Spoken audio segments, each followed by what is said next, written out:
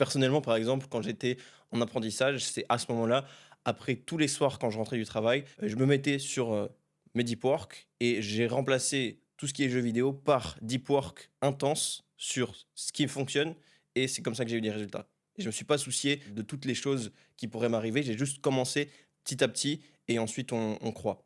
OK, quand on commence, il faut pas penser à, OK, les taxes, les impôts. Faites déjà vos premiers 100 K, 200 K de chiffre d'affaires et ensuite on peut discuter. Ce que je comprends bien, c'est qu'en fait, ce que tu conseilles à toute personne qui commence, c'est se concentrer sur un truc. C'est-à-dire, le seul truc à faire, c'est prends du temps dans ton calendrier, c'est que tu vas travailler sur ton business. Et c'est vrai que la plupart des personnes, en fait, il y a beaucoup de débutants très smart, hein, il y a beaucoup de débutants très smart qui échouent parce qu'en fait, ils se posent 10 000 questions et ça les freine.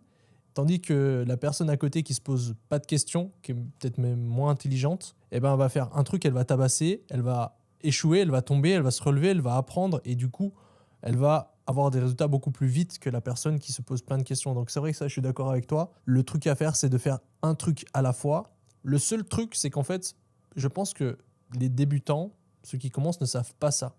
Et donc, si vous regardez ce podcast et que vous êtes intelligent, bah, mauvaise nouvelle, c'est qu'en fait, si vous êtes intelligent, vous allez vous poser plein de questions, vous allez réfléchir à tout et ça va être un frein pour vous. Et bonne nouvelle, si vous n'êtes pas intelligent, vous allez avoir plus de chances que les personnes intelligentes de réussir en e-com. Simplement, il suffit juste d'appliquer une chose à la fois. Et au départ, c'est très simple. Le premier des trucs à faire, c'est pas trouver un produit winner, c'est de comment est-ce que vous allez pouvoir juste faire vos sessions de travail. C'est-à-dire, vous êtes là, vous avez un job, vous avez un emploi, vous avez peut-être du temps. Combien d'heures vous allez venir travailler cette semaine et quand, à quel moment? Et si vous arrivez à allouer du temps et à vous dire que vous allez continuer pendant plusieurs mois, après, c'est juste une question de temps. Donc je pense que c'est déjà la première des choses. Ensuite, le truc aussi très très important, et ça c'est genre c'est intrinsèquement lié à la réussite, c'est vous devez croire que c'est possible. C'est-à-dire si vous ne croyez pas que c'est possible, ça va être très difficile parce que vous allez vous prouver que c'est pas vrai. Donc en fait, pour croire, c'est très simple. Ben, il faut regarder des gens qui ont réussi et se dire ok, si eux l'ont fait, je peux le faire. Et c'est comme si vous activez une lumière et ça va venir vous donner une boussole. C'est possible, on le fait, on est des preuves vivantes. Il y a des milliers, des millions de personnes qui réussissent en e-commerce. On en a plein dans notre school.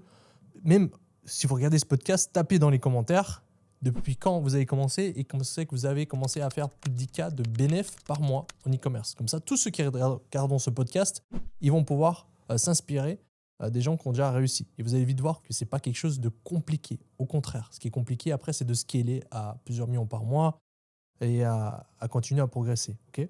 Donc, il faut y croire.